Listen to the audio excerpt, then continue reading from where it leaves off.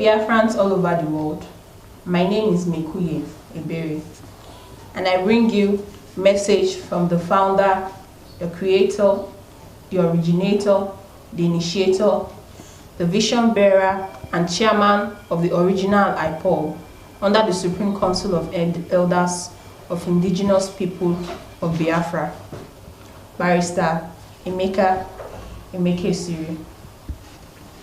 The Biafran Independence Project, Moving Forward, Part 1. An address delivered to the Biafrans in response to the call and requests by many Biafrans that Barrister Emeka Siri should provide leadership and show directions for the way forward as the vision bearer of the legal methodology of self-determination. 1. Introductory remarks. This address shall be given in multiple parts. I have been informed that many Biafrans who are loyal to the customary governments under the Supreme Council of Elders of Indigenous People of Biafra, IPOB, have requested that I should be called upon to provide leadership to the Biafrans and give directions for the way forward. I have also been informed that few people opposed the calling by pointing out my weaknesses and faults, which includes the use of I instead of we in my statements, and that they would like me to relocate and live in Biafra land instead of London. I sincerely acknowledge my faults, weaknesses, failures, and imperfections in the art and science of organizational management, especially in managing the affairs of the Biafrans.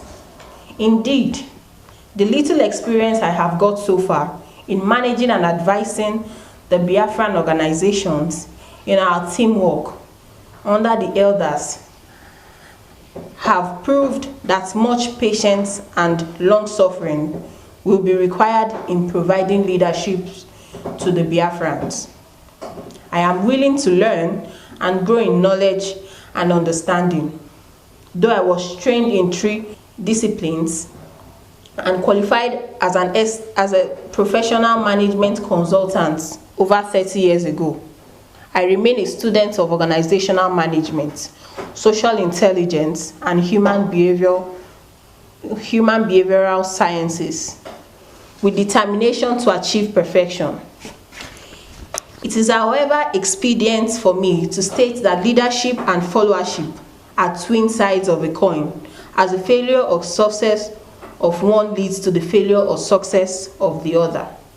It is our collective responsibility in teamwork by which the success is our success and the failure is also our failure. I appreciate the love of the Biafrans who made the observation regarding the young use of I instead of we in my statements. I promise to be more careful in the use of personal pronouns in communications to avoid giving an impression of arrogance, pride, and haughtiness. Nevertheless, I believe in the Christian scriptures that commands us to make honest reports and always give honor to whom honor is due. Therefore, I will never make a statement claiming the glory for what I did not do. I must give honor to whom honor is due, and I request all the Biafrans to do the same unto me regarding my contributions to the Biafran struggle. 2. Acceptance to the call to provide leadership. I hereby accept the call to provide leadership to the Biafrans who believe in the legal methodology of self-determination consisting of the judicial, political, and diplomatic processes under the Supreme Council of Elders of the Indigenous People of Biafra. This means I must work with and submit to the elders of Biafra land who believe in our methodology of self-determination. By accepting this call to provide leadership, I do not arrogate infallibility to myself. I will not presume or proclaim myself the leader of Biafra or the president of Biafra or the prime minister of Biafra. The Republic of Biafra is not yet restored, and therefore it will be foolish and childish for a person to designate himself as the leader of Biafra, president of Biafra, prime minister of Biafra, or head of state of Biafra. At the moment, we have a long-term project at hand. It is the Biafran Independence Project, which in my previous messages was classified into 3 phases, namely A. Phase 1, awareness creation. B. Phase 2, the regional government of Biafra within Nigeria. And 3. Phase 3, the outright independence of Biafra by referendum, just like Scotland is doing now in Britain. I would prefer to be described and addressed as the chairman of the project team. I request all the Biafrans to accept me as I am. In due course, we shall address the issue of relocating to Biafra land if it becomes inevitably necessary, as some Biafrans have requested.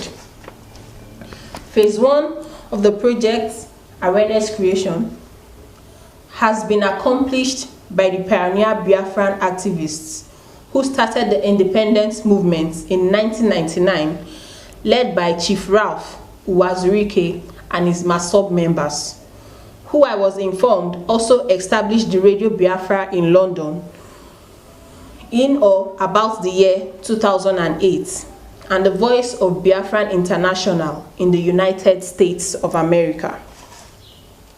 I appeared in the Federal High Court, Abuja, in 2007 with the late Chief Dr. Chimezie Ikeazo San Oboli Obosi II before the Honorable Justice Binta Nyako to advocate for the release of Ralph Uwazurike from detention. I also visited him in Kefi Prison in Nasarawa State. I was then the spokesman and public relations officer of Igbo Lawyers Forum in Port Harcourt. Therefore, the year 2007 was when I entered into the Biafran struggle. Though the pioneers who started in 1999 split into various factions, it is my belief that the split helped to spread the message of Biafra further, as each faction tried to outcompete the other. In recent times, the glorious image and honor of the body known as Indigenous People of Biafra, aka IPOB, which was established under the authority of the elders of Biafra land in 2012, with His Royal Majesty, the Honorable Justice Eze Ozobu, OFR. As the chairman was damaged by some recalcitrant and abusive youths who created their own factions and brought the name of the indigenous people of Biafra to disrepute and opprobrium, our human rights organization, known as Bilie Human Rights Initiatives, also split into 2 factions. The Biafra Voice International, BVI, established in London, also split into 3 or more factions. The Radio Biafra in London split into 2 factions, one called RBL and the other RBI. In fact, almost all the Biafran organizations are split into various factions in the quest to achieve Biafra. Some people are worried about these splits and disagreements without understanding that it is the will of God. For even the great Apostle Paul and Barnabas, who were called and ordained together by God to work as a team in Acts 13:2, also split up in their second missionary journey in Acts 15:36-41 for a divine purpose. The splits are a blessing in disguise, provided we understand how to use the splits to our advantage instead of attacking and destroying one another. All the factions of the Biafran independence struggle have done very well in spreading the message of Biafra and have jointly accomplished the phase 1 of the Biafran independence project through their various activities.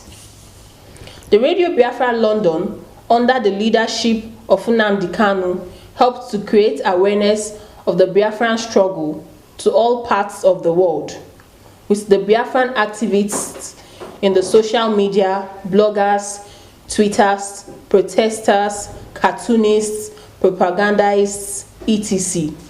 They have all done very well. All the Biafran activists who have helped in achieving the awareness creation phase 1 of the struggle are greatly honored and shall be remembered in the chronicles of history of Biafra in due course. The question now is this: after the awareness creation, what's next? As I stated in my previous messages, the Biafran Independence Project is teamwork. It is like a team in a football contest where the players pass the ball from one person to the other until they pass it to the player at the vantage position, who will strike the ball into the goal post to score the winning goal. It is like a relay race in athletics where the first athlete runs his path and hands the baton to the next athlete and the next to the next until the baton is handed over to the last athlete, who will reach the finishing line of victory. The victory belongs to the team and not to an individual. The glory is shared by all the team players and not ascribed to one man, because the player who scored the goal would not have done so if the teammates had not passed the ball to him. And the athletes who reached the finishing line with the baton would not have done so if the last athlete had not handed the baton over to him. The person who started the race may not be the person who will reach the end, but the victory belongs to all.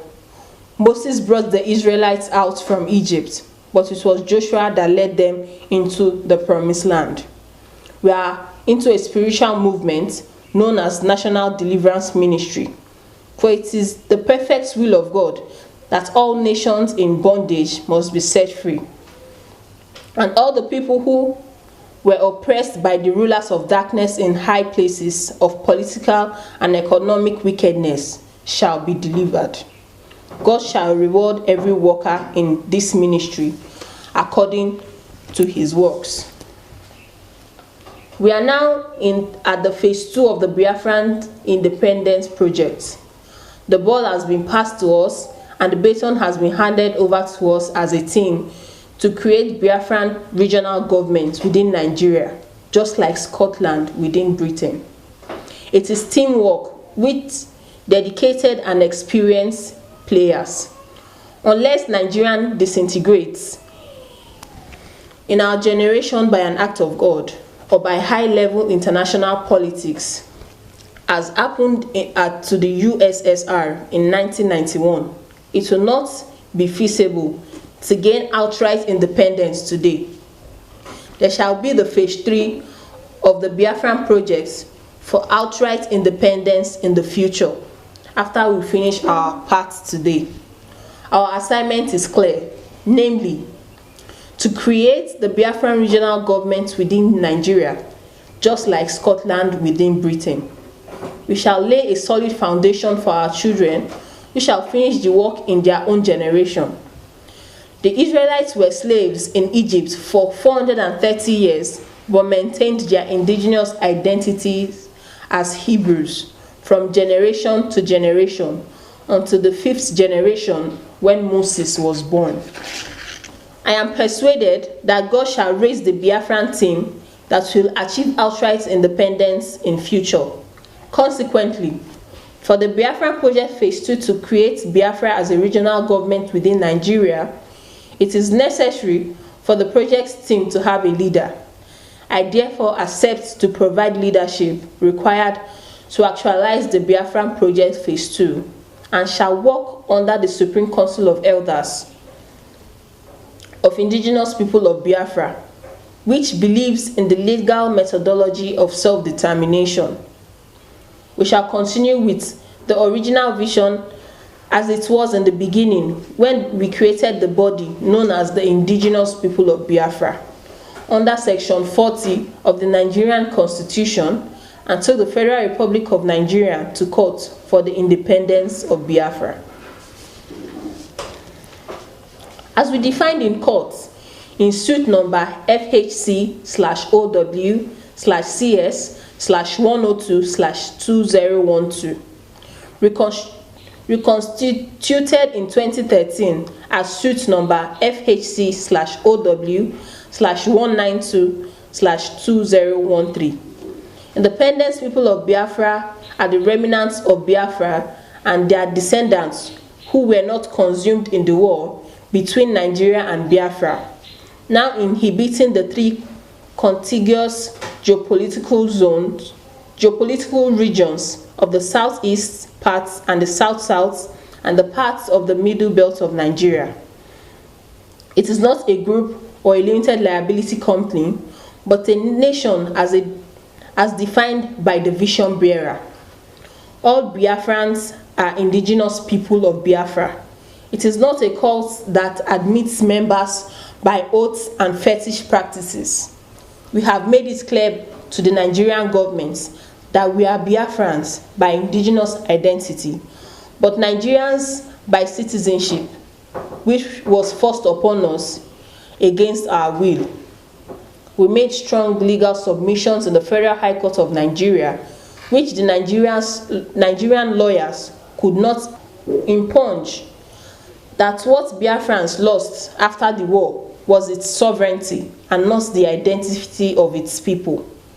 We have therefore decided to regain our sovereignty as guaranteed by both the Nigerian law and the international law. The definition of indigenous people of Biafra in their ancestral habitation remains the definition of the Biafran territory in the Federal High Court as a nation in waiting, which the Nigerian government had taken judicial notice of. The actual delineation and mapping of the territory shall be done in due course and due process. This definition covers all Biafrans. Please ignore the Biafran marks circulating in the social media as they have no legitimacy. We are a people inhabiting a definable geographical location, but without delineation yet as a sovereign entity. We are Biafrans living in a Nigerian territory. It is our ancestral lands forcefully occupied by the Nigerian government. We are a nation, but not yet a nation state. We are non-legal entity which can only sue or be sued in a representative capacity. The indigenous people of Biafra, which was sued by the federal government of Nigeria and declared as terrorists, is the one registered as a limited liability company in the overseas and not the people of the Federal High Court in suit number FHC/OW/CS/192/2013. In the case between Biafra and Nigeria under the leadership of the elders. We run a customary government under the Nigerian legal systems to this end.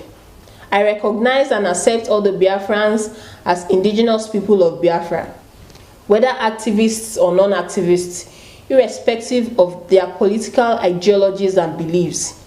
I consider all the factions of indigenous people of Biafra as one body, whether described as CG IPOB, MNK IPOB, or DOS IPOB, knowing that most of the Biafrans were sincere but sincerely confused and misled, even unto death, with their sincerity and innocence. I therefore welcome all the remnants of the Biafrans into the one fold of the Biafran community government, to exercise their rights of self-determination, to have a recognized territorial homeland in their ancestral habitats. The concluding parts will come later. Barrister Emeka Emekesiri, Esquire, Chairman, IPOB Biafra Project, by the authority of the Supreme Council of Elders of Indigenous People of Biafra. Thank you very much and God bless you.